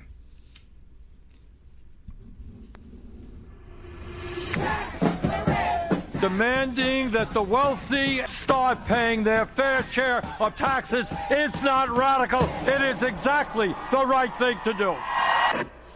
Actually, the rich already pay more than their fair share. Consider this. There were 30,382 tax filers with incomes of $10 million or more in 2023. That includes all sources of income, not just regular pay for work. This tiny group of people, which represents 0.02% of all taxpayers, made 5.9% of all income. They're very rich, but they paid 10.9% of all income taxes. The over 100 million filers who made under $75,000 together made 21.9% of all income, but they only paid 7.3% of all income taxes. Now that's the point of a progressive income tax. Take more from the rich and little to nothing from the poor. That's what Congress has created, and it's what we have in the United States. If the federal government wanted to raise more money from income taxes, the upper middle class is where more of the less taxed money is located. Filers with incomes between $100,000 and $500,000 make 49.7% of taxable income, yet they pay just 43% of all income taxes. Now, this fact is tremendously inconvenient for revenue-hungry politicians. There are tens of millions of upper-middle-class Americans, who vote, by the way, and even more who aspire to be upper-middle-class. Squeezing more taxes out of this group would be politically untenable and make the income tax less progressive than it is right now. And the income tax has become steadily more progressive over time. In 1980, the top 1% of income earners paid 17% of federal income taxes. In 2022, they paid 40%. High earners do not get off scot-free, but expect a lot of the 2028 presidential candidates to pretend otherwise. I don't know what's going on with the Washington Post, but this is a paper that caters to the left. The readers are primarily left. And now you have two editorials. One asserting that the rich pay more than their fair share in taxes. Another one claiming that paying for Medicare for all cannot be done just by taxing the so-called rich. You think maybe, just maybe, this coupled with the Trump accounts, where people now might have a stake in the game, accounts they can control, and can invest in American companies, might make people a little more thoughtful about doing things that damage our economy, that damage capitalism? We come back. A senator says if we refer to the illegal aliens as invaders and they have children, the children of invaders would not be eligible for birthright citizenship. And Stephen Miller had a comment make about voter integrity. All of this and more, 888-971-SAGE. 888-971-SAGE, 888-971-7243. I am Larry Elder. We are Salem News Channel. This is, of course, a brand new week. I want to thank everybody who's helped families in Venezuela receive emergency relief through my partnership with Food for the Poor. Your generosity has made a huge, huge difference. You've gone to my website, LarryElder.com. You clicked on the banner at the very top. You've texted Elder to 51555. That's Elder to 51555. Or you've used our special toll-free number, 855-918-4673, 855-918-4673. Now, starting today, there's a brand new banner up on LarryElder.com. It's the Give Food banner. Because I'm asking you to think about another challenge that doesn't get nearly enough attention. Hunger. Not hunger as a talking point, not hunger as a statistic, but hunger as a daily reality for parents trying to feed their children. In 17 nations, Food for the Poor serves all across Latin America and the Caribbean. Families are struggling every day to put food on the table. The same generosity you showed to families in Venezuela can help provide meals, hope, and encouragement to families facing hunger right now. This is your chance to literally change the life of a hungry child. $40 feeds a child for a full year. $80 gives the same blessing to 2 children. Again, you can text to give. Elder to 51555. You'll get a link. That's Elder to 51555. Or you can phone your gift. 855-918-4673. 855-918-4673. Or just go to my website, LarryElder.com, and click on the Give Food banner at the very top. Sunny Hostin, one of the co-hosts of The View, has often complained that her son, who is black and lives in an all-white neighborhood, is a target. He's training for the Junior Olympics, she says. She'll be running around the neighborhood. So she says she took him down to the police department and said, "This is my son. I want you to know who he is." So he's not harassed just because he's running around in an all-white neighborhood. Well, now it turns out that the police stopped Sunny Hostin's son, Gabriel Hostin,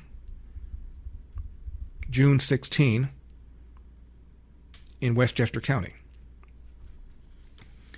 He apparently had gone on private property near the MTA. Police stopped him, and he got on the phone with his mom. She told the police, "My name is Sunny Hostin. I'm one of the co-hosts of The View. I'm a former federal prosecutor. My son's a Harvard grad, good kid, teaches 4th grade geometry to kids on the Bronx. He doesn't have a criminal background. Why are you putting this on his record?" And she was advised that he was jogging in an off-limits area near the tracks. And he says, "Look, our hands are tied. There are cameras all around. No trespassing here.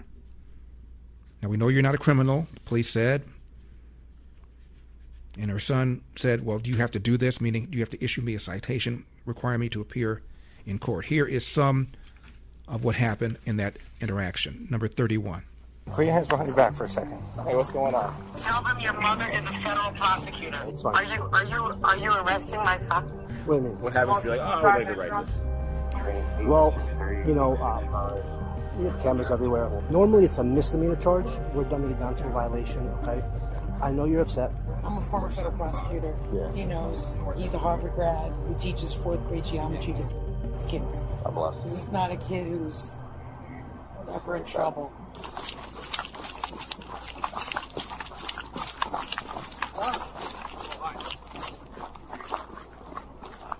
Sorry, you guys running for me? I'm so sorry. Yeah. Put your hands behind your back for a second. Hey, what's going on? Put your hands. Mom, by the way. Yeah, I got you. Hey, Mom. I'm walking by a train station and this cop is putting handcuffs on me. I got you. My mom's a lawyer, by the way. That's okay. What's your name? Real. What's your name, sir? I'm Brian. Brian, is that your badge number 2814? Yes. So the reason we're stopping you, this is trespassing right here. Oh, I'm sorry. It was open over there. I was just walking on a run here. Where are you coming from? All the way over there? Yeah. Okay. So I'm sorry. I just looked open for me, so I just walked in. So this is considered trespassing. It's criminal trespass. The reason why it's such a big deal, people get hit by a train all the time. We want to prevent it, obviously. Okay? Can you please... you want me to hold it for you? Yeah, my mom, the phone's at 2%, FYI. Here you go. So this is considered trespassing. It's a big deal. We don't want people to get hit by a train, which is why we came running over, okay? Do you have any ID on you? Yes. Okay, where is it? It's in my phone, if you take off the case. Tell them your mother is a federal prosecutor. Yes. Okay. Hey, Mom, how are you? This is Officer Gomez. Your son's fine, right? Officer Gomez, how are you? This is Yes. former federal prosecutor. Okay, fair enough. That's my son. Yep. He's a Harvard graduate. Yeah. He's not a criminal. He has no criminal record, no criminal history. Mm-hmm. Yes. No, I understand that. The issue is, like I told your son, is this is considered criminal trespassing. So besides being illegal, it's actually very dangerous for him to be around the railroad tracks. You know, we get people that get hit all the time. So we make this a big issue because it's a serious thing. People get hit. I understand. Yeah. Thank you for protecting him. No problem. Listen. You know, we just have to do our due diligence here. Okay, your son is fine. I promise. You're on the line here. If we do have to hang up, I'll make sure that he gets a call. Yeah, so don't worry. Okay, everything's fine at this point. Can we call her on your phone if my phone dies? Absolutely. Yeah, no problem. It's fine. Are you arresting my son? At this point, listen, we're just going to do our due diligence. We're just going to check his background, and that's all we're going to do for now. Okay. All right. We'll keep you informed of everything that goes on. All right. So that's pretty much it. He says. Can you please keep me on the phone? Absolutely. Yes, ma'am. So as of right now, if you don't mind, I'm going to hang up because he says his ID's on the phone. If you just take out my case off, it's okay. actually right in the case. Thank you. No problem. Mom, if I hang up on you, just give me 1 second. Hold on. Yes, it's right in there. Sorry to have you guys catch me here. It's very, this is like a super busy train station. And we don't need anyone getting hit by a train, okay? That's the last thing we want anyone to do, okay? I know this gate is open, but that's still trespassing, okay? This is Metro North property, all right? Even if you're on the phone, just, taking a walk. Trains are coming in and out of here all night long. And the last thing I need for you to do is, be distracted and walk on the tracks and get run over by a train, all right? Understood. I had no idea. I was just trying to walk around, take a run. I got you. Yeah, totally understood. My mom's asking for you, actually. Hello, this is Officer Murray. Hi, Officer Hi. That's my son. Yes. He's a Harvard graduate. Okay, you get the point. Those officers clearly were oozing with systemic racism, weren't they? I'm a former federal prosecutor. I'm co-host of The View. My son went to Harvard. That's called black privilege. We come back. If illegal aliens are determined to be invaders, wouldn't the law allow their children to now be ineligible for birthright citizenship? Senator from Indiana makes that argument. 888-971-SAGE. Do not leave town.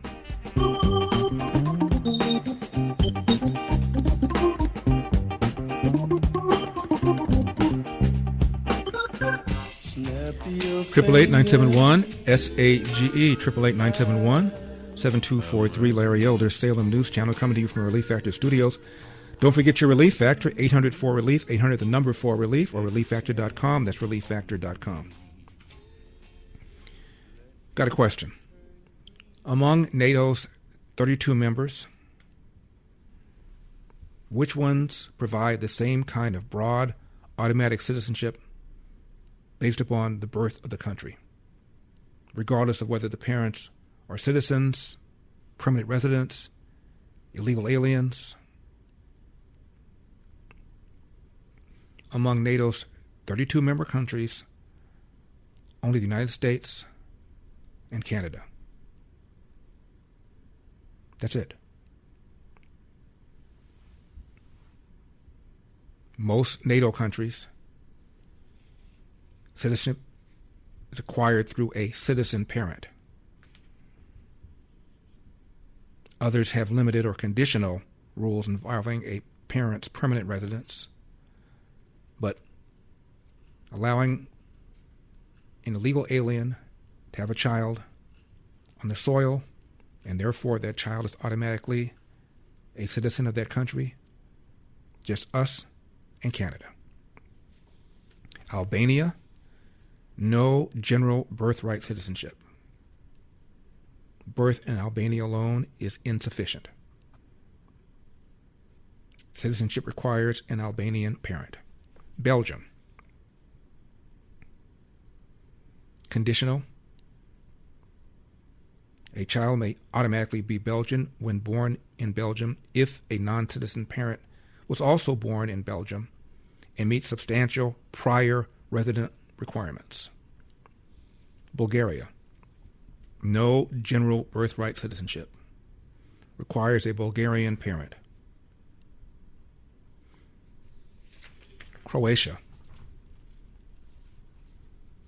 no birthright citizenship. Citizenship is acquired primarily through a Croatian parent. Chechnya, no birthright citizenship. Denmark, no general birthright citizenship. Estonia, no general birthright citizenship. Finland, no general birthright citizenship. France, conditional or deferred birthright citizenship. A child born in France is automatically French at birth if at least one parent was also born in France. Germany, child born in Germany is German if at least one parent has legally lived in Germany for at least 5 years and possess a permanent or unlimited right of residence. Greece, no automatic citizenship based merely upon birth. Routes to citizenship may depend on a parent lawful long-term residence. Hungary, no general birthright citizenship.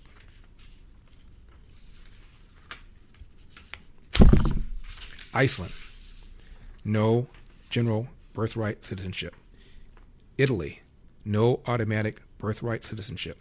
Latvia, no birthright citizenship. Lithuania, no birthright citizenship. Luxembourg, conditional. Automatic citizenship can apply when both the child and one parent were born in Luxembourg. Montenegro, no general birthright citizenship. Netherlands, limited multi-generational rule. Automatic citizenship can arise under a third-generation territorial rule, where the child and a parent were born in the Netherlands and statutory resident conditions are met. North Macedonia, no general birthright citizenship. Norway, no general birthright citizenship. Poland, no general birthright citizenship. Portugal, a child born in Portugal can be Portuguese when at least one parent has been legally resident in Portugal for the required statutory period, generally 1 year. Does not have unconditional birthright citizenship the way we do. Romania, no general birthright citizenship. Acquired primarily through a Romanian parent. Slovakia, no general birthright citizenship. Birth alone is insufficient unless citizenship is necessary to prevent statelessness, which is how they put it.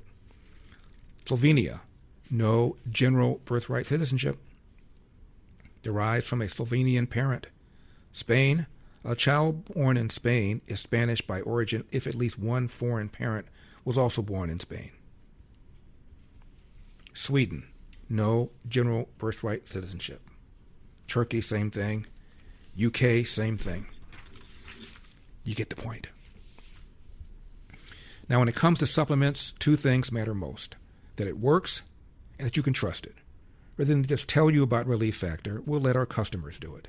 We hear from people every single day whose lives have changed, and we'd like you to hear a few of their stories. Joni shared that before Relief Factor, her husband couldn't open his hands in the morning and had to give up playing guitar. Now he wakes up with flexibility, and he's back to playing music. They are both recommending Relief Factor to friends as a way to enjoy the things they love again. I take it every single morning for back issues. They make it easy to find out if you'll be the next person telling us Relief Factor helps you enjoy what you love. 3 weeks, just $17.76. Just go to ReliefFactor.com, ReliefFactor.com, or call 800-4-RELIEF, 800-4-RELIEF. I'll do anything to get back again. 888-971-SAGE, 888-971-7243. I am Larry Elder, Salem News Channel. Other countries, by the way, Mexico, automatic birthright citizenship like we have. How could they not? Considering the tens of millions that have been sent here from Mexico illegally in the last several decades. Australia, ever since 1986, birth in Australia alone has been insufficient. A child born in Australia is an Australian citizen if at least one parent is an Australian citizen or permanent resident. Israel, no general birthright citizenship. It is principally based upon having one Israeli parent. Naturalization or eligibility under the law of return. Bottom line, just us and Canada among NATO nations. Mexico outside of that. All the rest of these countries overwhelmingly base citizenship on parentage rather than birthplace. This is Republican Senator Jim Banks of Indiana responding to the case that ruled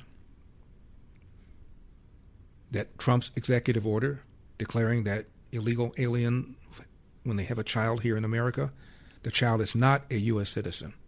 Here's what Republican Senator Jim Banks said about that decision, number 22. I want to ask you about your Citizenship Act legislation. You've introduced this. The Supreme Court's going to take up the matter of birthright citizenship, but you say, as far as I can tell, sir, that it should actually be in the hands of Congress. Lay that out for us. Well, just a couple of weeks ago, the Supreme Court released their decision and struck down President Trump's executive order to stop birthright citizenship. And the question that wasn't before the courts, though, was about this issue of foreign invaders. We have 15 million illegals in our country, and they're having anchor babies. We have birth tourists, billionaire Chinese that are using surrogates to have anchor babies in our country. It's wrong. It's not fair. Every single member of the Supreme Court, though, while they disagree about many things on the right and the left, all 9 of the Supreme Court justices agree that children of invaders, of illegals who invade our country, should not be granted birthright citizenship by the 14th Amendment. So my bill is the clearest and simplest solution to stop the madness of what's going on with illegals having babies and those babies leading to anchors that grant them citizenship is wrong, and my bill will solve it and fix it. Number 54. Well, we had one Chinese billionaire who says he fathered 100 babies through surrogacy in our country to create anchor babies. ICE just arrested a couple who had 6 babies that with the explicit purpose of making them anchor babies. I would love to hear Democrats explain how they can support that concept that illegals and their babies should be granted the same American citizenship that legal Americans are granted. That's a political loser for the Democrats. I can't imagine that with a straight face they could try to convince the American people that that's okay. So let's pass my bill. It's constitutional. It would block babies of illegals from becoming citizens, and it will protect the sovereignty of this country for generations to come. I remember when Harry Reid said we shouldn't be rewarding illegal aliens by giving their children citizenship. He'd even say call them invaders. Back to Indiana Senator Jim Banks, 55. Every generation has a Supreme Court decision that's so bad you hear about it, you read about it, and you think how could the Supreme Court rule in the way that they did? And that recent decision that just came down that struck down President Trump's ban on birthright citizenship is one of those decisions that I had so many of my friends and so many Hoosiers reach out to me and said, how can this be the case? But in the decision, it was a 6-3 decision to strike down President Trump's executive order. Justice Kavanaugh said in his concurrent decision that what all of the Supreme and all the Supreme Court justices that were, even the ones that were on the wrong side of this, all 9 of them agreed that the children of invaders are not eligible for birthright citizenship. So, if they're determined to be invaders, illegal aliens, then their children would not be automatic citizens, even if they're born on American soil. I won't hold my breath waiting for Congress to come up with that legislation. Zoran Mamdani says Kamala Harris will get his endorsement if she decides to run for president, if she signs on to the block the bomb legislation. He's referring to the bill that half of Democrats voted on, only one Republican did, to cut off all aid, military and humanitarian, to Israel. Number 46. Former Vice President and presidential candidate Kamala Harris called you recently. She's reportedly reaching out to pro-Palestinian groups or people with pro-Palestinian views. She's, considering another run for president, reportedly. As Biden's VP, she is closely associated with America's support of Israel during the Gaza war. Do you think she can regain trust on that issue?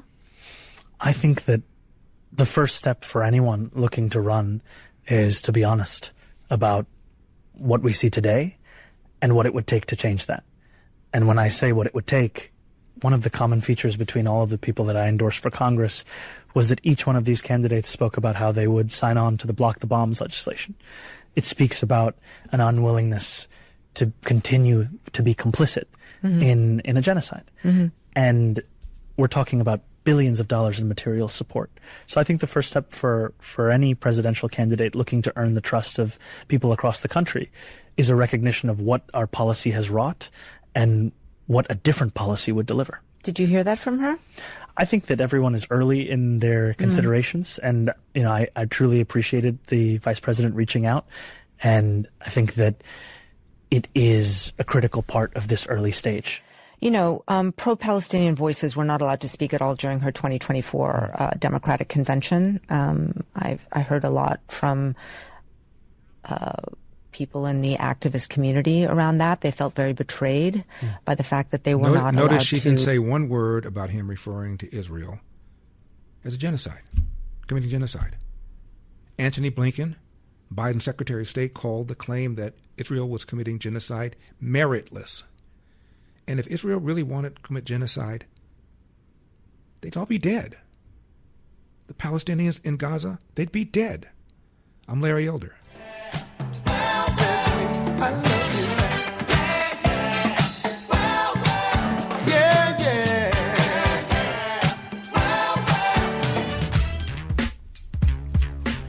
Triple 8-971 SAGE 888-971-7243. I am Larry Elder. We are Salem News Channel. Life moves fast, and staying sharp, focused, and clear-headed isn't always easy. That's why the same company that brings you Relief Factor has developed something new, Think Factor. Think Factor is made to help you think clearer and perform better daily. It's a powerful blend of nutrients that unlock mental clarity and precision, nurture your memory, and boost your attention. With Think Factor, brain power and performance finally meet for lasting daily results. Supercharge your memory and mental sharpness. Your brain is your most valuable asset, powering your creativity, focus, and daily performance. If you're feeling mentally foggy, not recalling things as quickly as you used to, Think Factor could be just what you need to reclaim your cognitive edge. I take it every single morning. It helps me with my focus, helps me feel more mentally energized. And get this, Think Factor results get better the longer it's taken. If you've ever thought, I wish I could feel more clear, more focused, and more in control of my day, now you can. Try Think Factor today and see the difference it can make for you. First bottle, just $19.95. 800-4-RELIEF, 800 the number 4-RELIEF, or visit ReliefFactor.com. That's ReliefFactor.com. RFK Jr. was texting with Mark Ruffalo, crazy lefty, the other day, and says he's got a huge, serious case of TDS, number 30. I was texting with Mark Ruffalo the other day. He's very mad at me. Okay. Incredible. Yeah, Incredible. He's got really bad Trump derangement syndrome. And he said, one of the things he said, you're working for the stupidest man in America. Now, you can say a lot about Trump, and a lot of Democrats believe he's stupid. And I actually at one point believed that. I believe he's very superficial. He's probably never read a book. But now that I know him, he is like an encyclopedic mind. He knows everything. He knows about music. He has these incredible, and about the musicians, he has incredible eclectic. He loves music. He loves theater. He knows everything about sports. He can out-talk you, and on every sport. He knows everything about Wall Street, who made their money, how they made the money, what the deals look like. And then he knows foreign policy. One time when I was on his plane with him, we started talking about troop strength in Syria and Iran and Israel and Jordan. Mm-hmm. And he's got a very beautiful hand, and he drew a perfect picture of the Mideast with all the countries, and he put the troop strength on every border of all those countries. Now that's something. So he's not completely stupid, I guess. Let's do this again tomorrow, guys. Love you. God bless. What can I say? Mamba out. The mic has been dropped. All across America. That's enough. Put down the mic. The Larry Elder Show.